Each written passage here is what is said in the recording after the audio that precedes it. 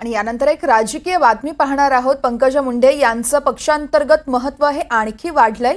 पश्चिम महाराष्ट्रातल्या महत्त्वाच्या पुणे जिल्ह्याच्या विधानसभा मतदारसंघाची जबाबदारी पंकजा मुंडे यांच्याकडे देण्यात आली आहे। पंकजा मुंडे आजपासून 3 दिवस पुणे जिल्ह्याच्या विधानसभा मतदारसंघांचा आढावा देखील घेतील।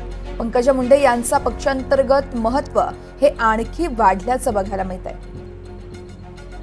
या संदर्भात अधिक माहिती देत आहेत आमचे प्रतिनिधी राहुल कुलकर्णी आहेत आपल्यासोबत। राहुल, आपण पाहतोय पंकजा मुंडेंकडे एक महत्त्वाची अशी जबाबदारी देण्यात आली आहे। काय अर्थ असू शकतो या सगळ्या घडामोडींचा? हे मधल्या काळामध्ये एक सामूहिक नेतृत्व भारतीय जनता पार्टीमध्ये पुन्हा एकदा सक्रिय करावं अशी चर्चा झाली होती आणि महत्त्वाच्या नेत्यावरती 10 विधानसभा मतदारसंघाची जबाबदारी देण्यात आलेली होती।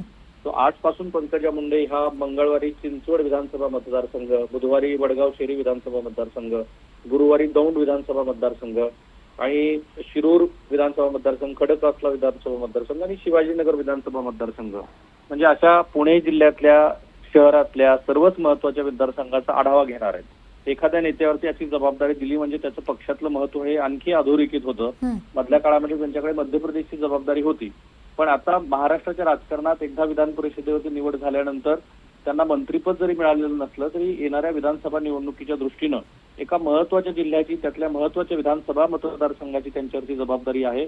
पंकजाप्रमाणेच काही नेत्यावरती आणखी जबाबदारी देण्यात आली असली तरी स्वतःच त्यांनी सांगितलं होतं की मधला काळ हा त्यांचा राजकीय विजन असाचा होता।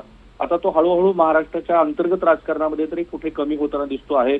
निवडणुकीचे निकाल लागल्यानंतर याचे परिणाम आपल्याला दिसायला लागतील। निश्चितच राहुल, खूप खूप धन्यवाद तुम्ही दिलेल्या सविस्तर माहितीसाठी।